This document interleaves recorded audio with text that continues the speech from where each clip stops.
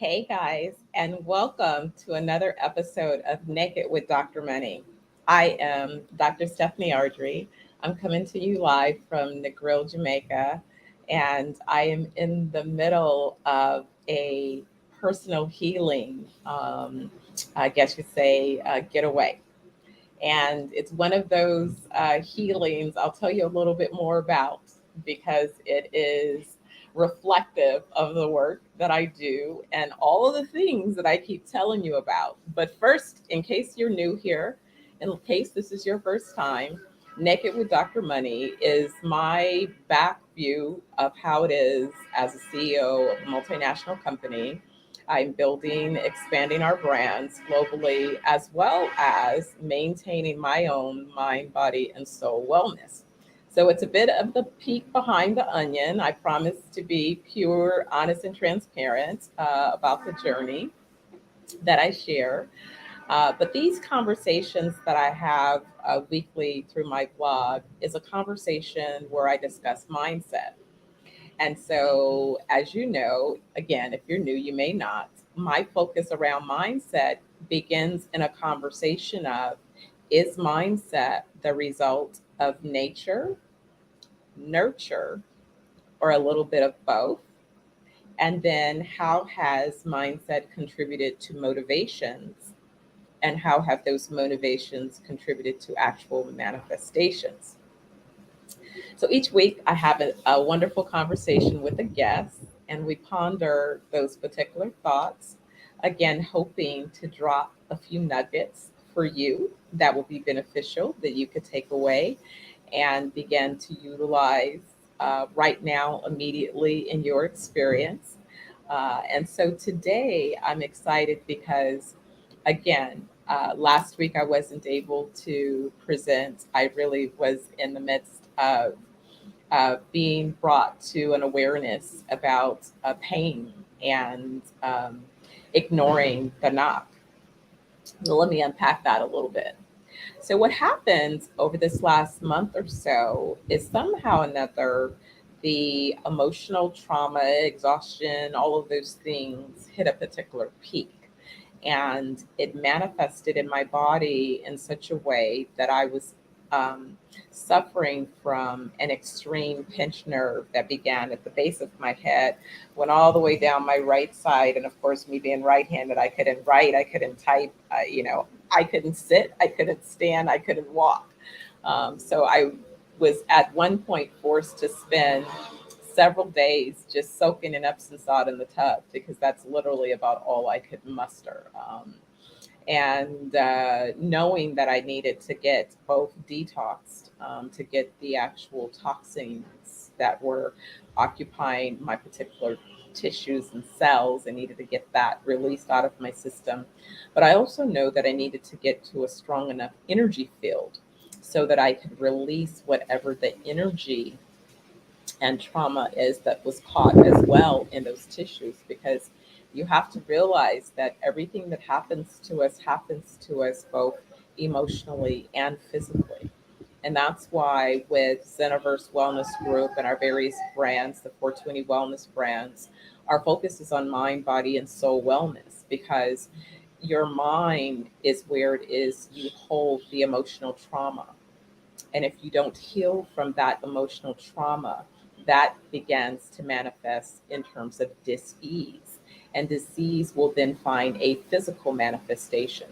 So typically what happens is that during the course of living, we may have had, issues, experiences, we have thoughts that cause our bodies to be predisposed to particular deficiencies, weaknesses. In my case, my shoulder represents an area where I hold all my stress along this area. So that means over years and years and years, I've constantly held all this stress. And that stress begins to build up toxins. Those tissues become inflamed. And if it is those toxins are not detoxed so that they are released from your system, then they begin to set up camps within your system.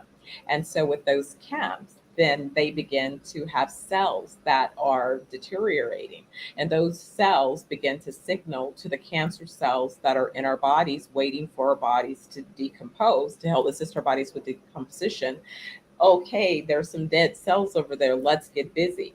So if you don't want to have all of those chain of events happen, you have to recognize when it is you have toxins that are physically manifesting within your cells, and you need to get them removed from your cells as quickly and completely as possible. But you can't just do it in a physical way. You have to address the mental causes of that dis-ease that's manifesting in your body, or as quickly as you're detoxing, you're re-entering or integrating the same thoughts that are keeping you sick from the beginning. So anyway, this journey of the not getting loud enough that I had to sit down is what really happened. And so I'm happy to be back. I'm happy to be continuing on this journey, but I admit I'm not 100% back. As you see, I'm about to go on my walk. Today, I wasn't able to do it earlier, but I've been keeping quiet. I've been preserving my words. I've been preserving my thoughts. But today, I'm excited because I have Eric Kelly, Dr. Eric Kelly III. Dr. Eric Kelly III is the founder of the Black Business Expo Olympics. And this is where he features speakers for 24 hours over 7 days that reflect a variety of background and experiences to be able to posit their knowledge through the diaspora to the diaspora. And this has been his brainchild, along with the fact that he happens to be an accomplished artist, something that he resonated with and saw himself as a young child, and it was encouraged by his grandfather. So he'll talk to us as well from his lens of being an artist as well as an entrepreneur. So anyway, I want you to join me in welcoming Dr. Eric Kelly into our conversation today. Hey, Dr. Kelly, look like you jumped in just in time, sir. I'm watching you. Well, it's always great when we get a chance to be in the presence of greatness, as we continue to work on getting everything in order. And you know how that is. You have to take your time and make sure that you do things right. Before we get started, I just want to tell you I'm so glad that you're well and that you're feeling better. And want you to know that we at the Black Business Olympics and my family wants you to be well because you are an integral part of what we do. Well, thank you. Thank you. It's interesting because I tend to be a hard driver, and I discovered that, being a hard driver and thinking that I have kind of, a high level threshold of pain that I could kind of extend it. But, Mhm, I too am reminded that wellness requires a practice. mhm, Total wellness requires a commitment, it requires a practice. And when it is you're out of balance, those imbalances will show up. They will show up so that you have an opportunity to both recognize and then hopefully the desire to get back into balance. mhm.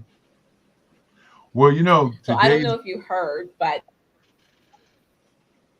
yeah, I heard everything yeah, that you since I'm said. in Jamaica, my internet might be a little bit unsteady here, but we're gonna plug through it, okay? Yeah, that sounds like a winner.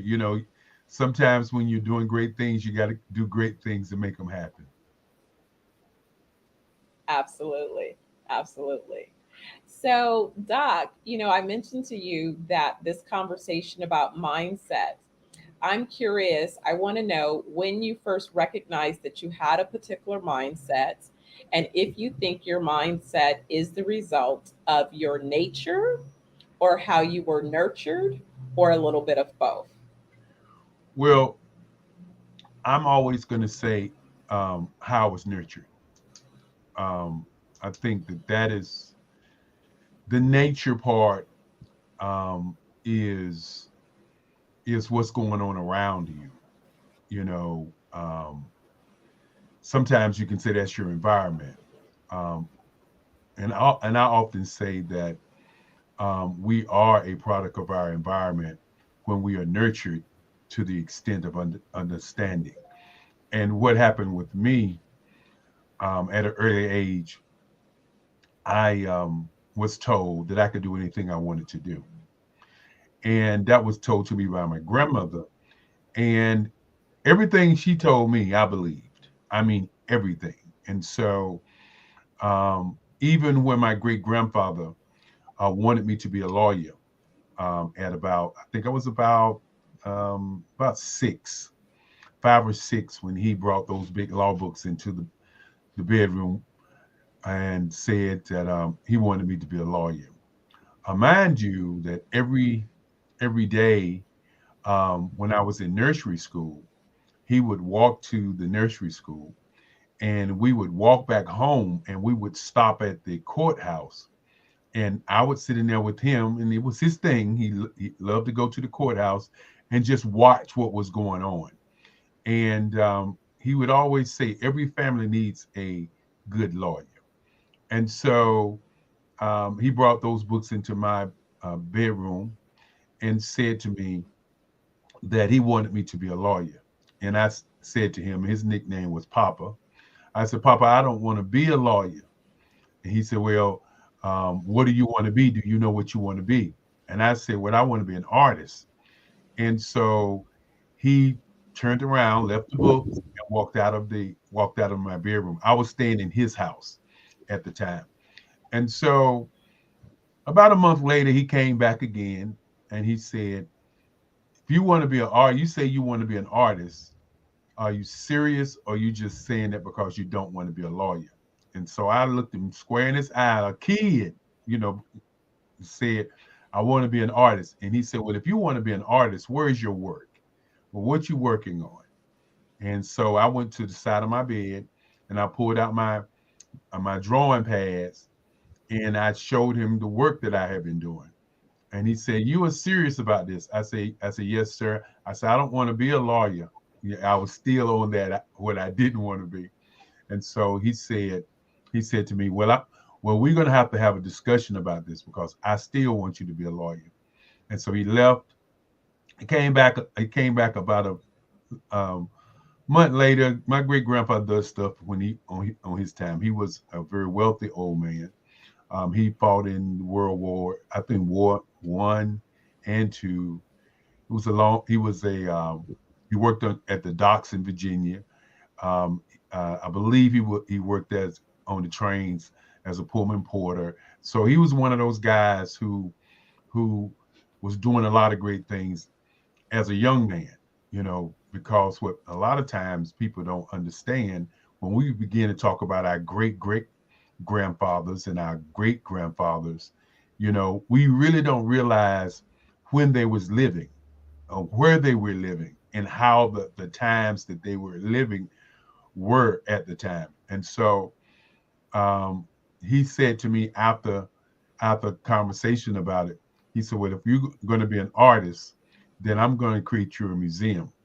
And he said, right in this long hallway is where you're going to have your pictures, and we're gonna have your pictures hanging up in here, and you're only going to sell to collectors. He said, I don't want you selling to anybody other than collectors, because they will keep your work, they will know where it is, and they will protect it. I didn't know nothing about none of that stuff at that time. And so I took my pictures, and I tacked them on the wall, because I'm a kid. I'm like, okay, yeah, I got a wall. So I was tacking everything on the walls. And then my great grandfather said, he came into my room and said, today we're going to some museums, so you can see what a museum is. And so we left the house. We went to a museum in Durham. And then I'm sitting in the car, and next thing I know, we on the highway, and we ended up in Washington, D.C., where we went to some other museums. And I'm like, because I really didn't know what a museum was. And I'm looking around, I'm looking at everything, and I realized that presentation, I didn't know it was called presentation, but I realized that everything was framed, everything just looked so nice. And I was like, oh wow, this is what I got to do when I get back to the house. So when I got back home, I took everything off of the walls, and then I put all my pictures in my bedroom. And then I started going to the thrift stores with my grandmother to get frames. I told her I needed to get some frames. And she said, what kind? I said, I don't know. I just need some frames to frame my work. And so if you would have saw my first hallway, the frames was kind of big, but had the picture inside the frames. It was looking all crazy. It was really looking all crazy. But as I grew older, I began to work on making sure that the pieces were the same sizes as the frames. And that was my entry into what I would call my mental health. Because it could have went either way.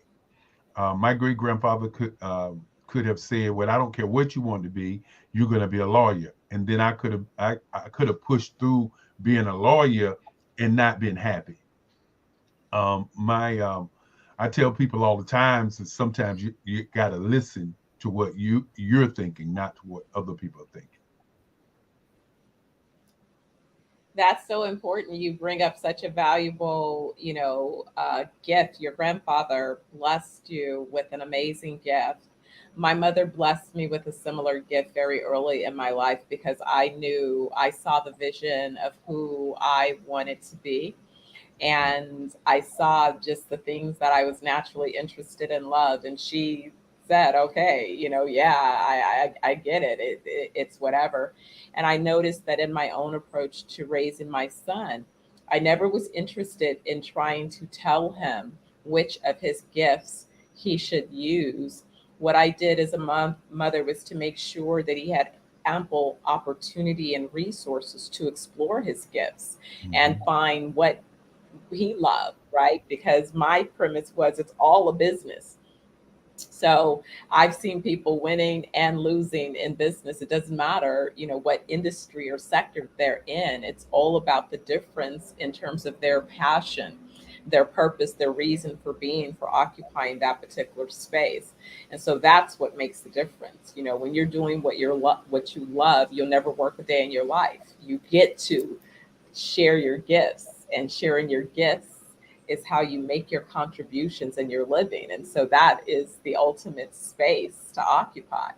Mhm. Um, and being able to, when I think about, again, that mindset, you were already aware of your truth, and you had your truth validated and empowered. And so you're right, that does contribute to mental well being, mental Mhm. health, mental well being. As you have continued, when you look back, when you think about why it's important for this platform, this network that you're building, maybe speak to a little bit about the motivation around your mindset and why this platform, as a furtherance of some of your ideals and experiences, is so important to you. Well, in 1991, I had just moved into my advertising agency. I was there probably about 3 years, and I was thinking that, since I went to college on art scholarship, that this is what I was going to do. And so once I went through a couple of other hurdles, as I call them, business hurdles, to earn money so that I could open up my agency. My grandmother walked into my office, and she said she wanted to do a business event. Now, this is back in 1991 when there were really not a lot of Black business events being done. As a matter of fact, I have the chance to trace back when the first known Black Business Expo was done, and um, found out that my grandmother did the first Black business event. Um, I would say in the country because the second one was done in Los Angeles. They did one called Black Business Expo. But she did her event was called the Black Business Event. And so the reason that she wanted to do it was to raise scholarships for kids so that they could do something with their lives other other than get in trouble. And so that was the beginning. She said to me when she came into my office that the reason she wanted to do it is because in the rooms that she was in, many of the companies would say that they don't know where the competent Black businesses were. And so she wanted to create an event that would showcase competent Black businesses. And she wanted to raise scholarships for kids and students. And so that's how it all started back in 1991. We have since moved the needle a little bit, where from the last 25 years, we was raising scholarships for kids who wanted to go to school or wanted to be entrepreneurs, where we give laptop computers and up to $5,000. And so that was doing pretty good for the last, I'd say 20, 25 years. And then we started looking at the culture, what's going on with the culture. And we realized that one of the things that's going on with the culture is suicide. And when you start looking at the the number one group of people who are committing suicide, it is African Americans. And so we have pushed our agenda um, to that mark because we believe that that's something that we can help change, you know, by giving kids resources and them looking at other business owners who are doing great things that they can create a situation in their lives where they can be successful. So the Black Business Olympics was born out of that idea. What can we do to change the culture? How can we change the culture? What can we put on the table that's going to change the mindset of the legacy? As my great grandfather used to say, um, if you don't value your value, then your value won't be valuable. And what he was talking about was the kids. If you don't, and there are to be valued in this day and age when um, we're seeing mass shootings all over the country. We're seeing one, one in 100,000 kids, Black kids committing suicides, and those are the 18 to 24s. And nobody talks about the 5-year-old to 18-year-olds who are also committing suicide. And so the Black Business Olympics has been a I would say on the forefront of the helping kids to see that they can do something other than basketball, football, singing, dancing, acting, and rapping and crime. And now, nothing's wrong with being a great athlete. If you are a great and gifted athlete, congratulations. If you are a great and gifted singer and dancer, congratulations. But at the end of the day, what about business? Entrepreneurship is undefeated. And so, what we're working on is to showcase business owners around the globe to over 200 countries where our students actually see real live people who are in actual business. And that is one of the things that people don't receive when they see what we're doing, because many people think that they're just watching a YouTube, but what you're really watching is history. Because as we sit here today and think about that, you're right now in Las Vegas and you're also in Jamaica, and we have companies who are in Japan, Singapore, Black companies, Singapore, Japan, Burundi, in Africa, in South Africa. We had South Africa on last month, and all the states in North America. When you're able to network and showcase all of these businesses, then you're able to do business globally. And so the Black Business Olympics has been a what I would say a phenomenon that started in 2000 and 2020 when the pandemic hit us? Yeah, I think it's been a wonderful event. And I also found it really interesting that, our paths crossed again because back in the 90s, when the Black Business Expo USA went on tour, the group that presented that tour, I worked with them on both the Oakland Expo and the Los Angeles Expo. And then I went on to work with Barbara Lindsay, the Expo produced out of Los Angeles because I was in radio. So KDIA, I was the promotions director, so we coordinated some things with Stevie Wonder's station Hmm. for those particular market activities. So definitely a lot of fond memories. That was at the early days of the launch of my event marketing company before we became a full-fledged ad agency. Hmm. So definitely my roots. Definitely my roots. But at this iteration, I'm excited to be able to be a part of what's happening. I too, as you know, recently finished a big chapter of commitments to Yes. myself, and that was around my educational pursuits. So now I get to focus back on some of the other deliverables because I have content that I've created over the years and ways to assist and sew into not only entrepreneurs, but also to get to let people see what my leadership and, what my little magic trick is all about, if you will. What I've been envisioning, right, as I bring those things to fruition. So it's an exciting time for me. I sort of feel like that.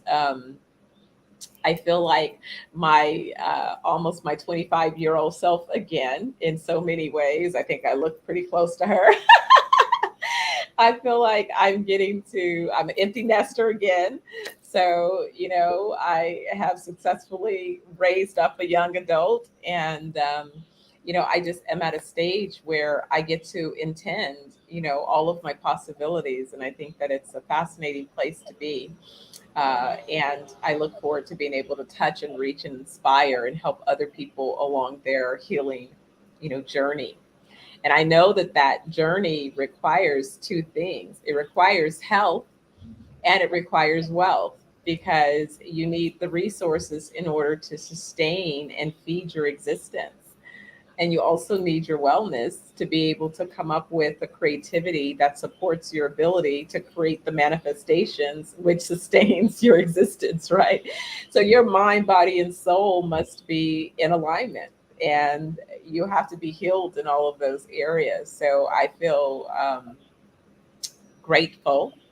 I'm honored that this is my assignment. It's imaginable, like it's like I said, it doesn't feel like work. I get to demonstrate firsthand what's necessary to heal. And then I get to turn around and share that with others so that they can heal as well. Ha, wow. Who could have thunk it, right? So, Dr. Kelly, I know that you have rotating Olympics Hmm. the last week rather of each month. So the last week of June will be your next Olympics. Are you still recruiting speakers? Well, not only are we recruiting speakers, we are also recruiting volunteers and ambassadors for what we're doing. Many times when you start looking at the Black Business Olympics, and for those who've never heard of it, you can always go to your YouTube and put in Black Business Olympics, and it will show up there. But we have an actual network that is pushing that information out every month, 24 hours a day. And for those who have had an opportunity to speak on our platform, one of the things that I continue to say is that you actually get an opportunity to network with people around the globe. The type of speakers are put on 7 days for 7 things.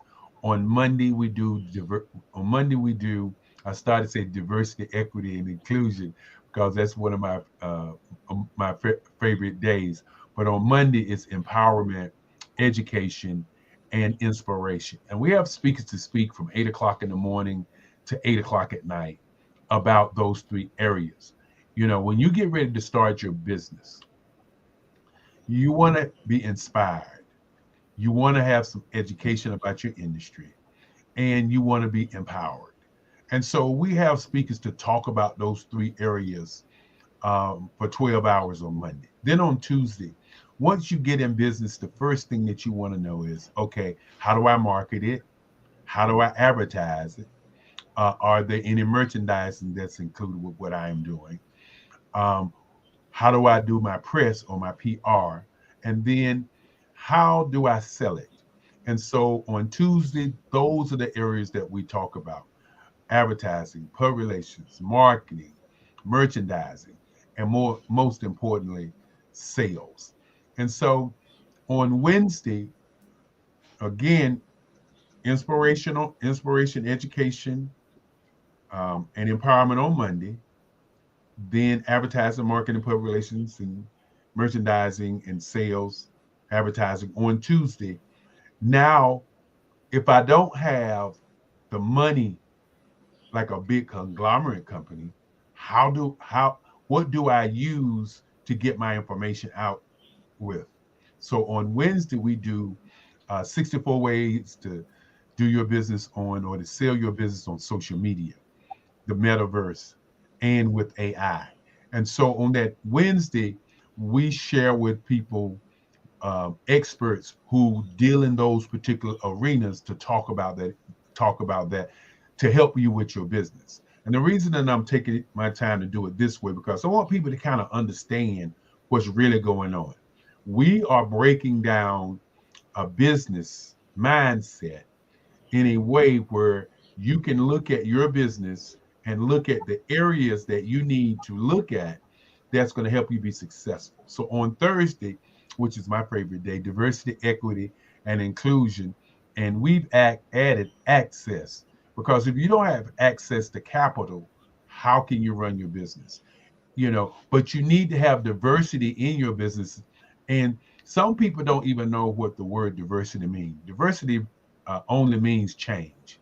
So that means that different mindsets, a woman's mind, a black man's mind, a green man's mind, a purple man's mind, all different kind of minds need to come together and talk about and discuss and figure out what is this thing that you call your business. And then on Friday, because we understand that in the world, the average age is 28 years old. In Africa, the average age is 14. In Europe, it's 27. Brazil is 26. In Australia, it's 27. In Canada, it's 25. So if you're in business and you're just taking your business only to 40 and 50-year-olds, in 10 years from now, you'll be obsolete. So our Friday is dedicated to Generation X versus Generation Z, how we bridge the digital and generational divide. And then on Saturday, because when you begin to talk about black folk, black business, you got to talk about the culture. And so many days and so many times when we start talking about the culture, we start talking about the singing, the dancing, the playing the instruments. But black business and the culture means what's behind the scenes. What's Where the money being made? Who's the entertainment lawyer? Who owns the book company? Who's writing the movies? Who owns the movies? So the culture, black business and the culture is all about ownership. You know, that is one of the spaces that we don't spend a lot of time in. And then on Sunday, um, we do black business in the future. And the reason we do black business in the future is because once you go through those 6 days, now it's time to look at what the future of black business is as it relates to what you are doing. If you open up a business and it's a business going to be obsolete in 10 years, or if it's going to be successful in 10 years, you still need to know what does the future hold. And so what we do on Sunday is we talk about, future businesses, you know, a business intelligence. We talk about so many things that help you to look at what's coming down the pipe in terms of the future. And so the Black Business Olympics is 7 days. each month this year. We started out 1 month in 2020. We had over 38,000 people to show up. Then we did 2021, and excuse me, we started in 2019. So in 2020, because this is our fourth year. So in 2020, we did four. And our first month in February, we had 48,000 people to come. And we ended up at the end of the year with over 500,000 people to show up. Then the following year, Wow. we did every other month. And during the time that we were planning to do every other month, we ended up with over 10 million impressions of the information that we've been able to put out. And now that we're doing every month, we feel like we'll be on schedule to be in front of over 100 million people. And many times people say, "Well, Eric, you're giving me all these numbers. Okay, it sounds good. You know, you sound like a success, but how do you calculate and how do you know your numbers?" And what I tell people is this: when we first started doing our event, we were streaming it to YouTube, we streamed it to LinkedIn, and we streamed it to Facebook. Facebook did our numbers. It told us the number of impressions that we had. As a matter of fact, I've never seen Facebook put buttons on anybody's pages. They put buttons on our page, on our Facebook page and our business page, saying if you want to see more original content, click here. And you would click on a button on my page and go to see somebody selling you something. And that was an eye opener for us, because many people kept asking me, "Well, how are you getting your numbers? How are you getting your numbers?" And I don't have a problem, or my word is not problem, a challenge in telling people. See, when you do over 145 speakers, and each one of those speakers have somewhere around 4 to 5 thousand people who follow them, and those 4 to 5 thousand people click in to hear them speak. That's how we were able to get our numbers. In other words, we do simple math, like let's just say 100 speakers. 100 speakers times 5 speakers is how many speakers? That's 500,000 speakers. Okay. Now with that 500,000 speakers, when you understand what advertising is, and you understand the formula of advertising, you will know that when people plan their funerals, they plan an average of 250 people. When people plan their wedding, they average is about 250 people. So if you multiply the average number of people that you know, not the average number of people that knows you, but the average number of people that everybody knows, it boils down to 250. Now, I just gave you the number of how many people, that's a possibility if you have 5,000 and you are 100 speakers, which is 500,000. Okay. So if you do that times 250, then you can be how we're able to generate the numbers of people to come to our show, because we are people pushed information. See, everybody wants to say, well, if you spend money with us, like Facebook sent us an email, said we spent X amount of dollars with them, we can get in front of over 200 million people. We decline, because if we got 200 million people in front of us, would our audience be able to handle those numbers? And so we decided that why would we pay you for something that we already have, which is a captive audience that's going to come each and every time that we broadcast and support what we are doing. And so that's what the Black Business Olympics is been about. So guys, I'm gonna interrupt you. I'm gonna interrupt you a little bit. We're running a little bit over time. So what I want to do is in the ticker, I have listed your website, your web address, blackbusinessexpousa.com. I would encourage anyone that's interested in learning more about the expo to go to the website so that you can register to be a speaker. You could register to be a sponsor or supporter, a volunteer, an ambassador. That's where you can go and find more information. As Doc says, you can also Google on YouTube and get an idea of some of the past speakers and opportunities. And you can also feel the vibe from the mindset, the vibration around his messaging of genius is common, Hmm. and the impact of putting forth that messaging within the communities.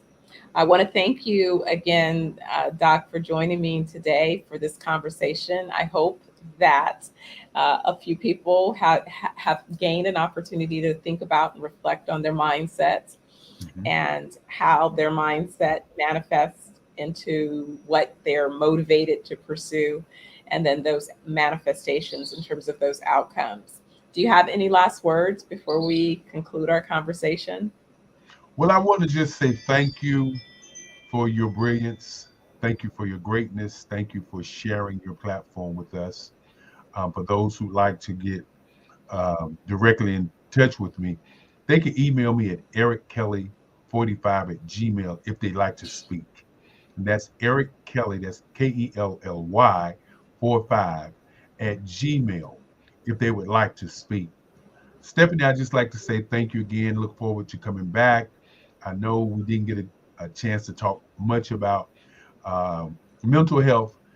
Maybe we can do a special just on mental health because, again, as I talked about it earlier, one of the reasons that we do it is to work on the whole suicide in our young people today.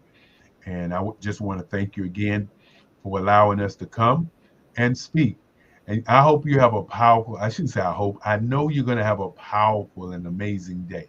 And again, I want to thank you very much. Thank you. Thank you so much. So we'll see you on the other side, as they Yes. say. So, everyone, today I was in preparation for our time together, especially knowing that I have been healing. There was a message that caught my eye, and I thought it would be appropriate to share with you as we conclude. It says, your storm is running out of rain. Your challenges will end. Your heart will heal, and your soul will be at peace again. And so, with that, I hope I will see you again next Wednesday at noon Pacific Daylight Time for another episode of Naked with Dr. Money. You take care of you, and I'm loving on you. Until next time, be well.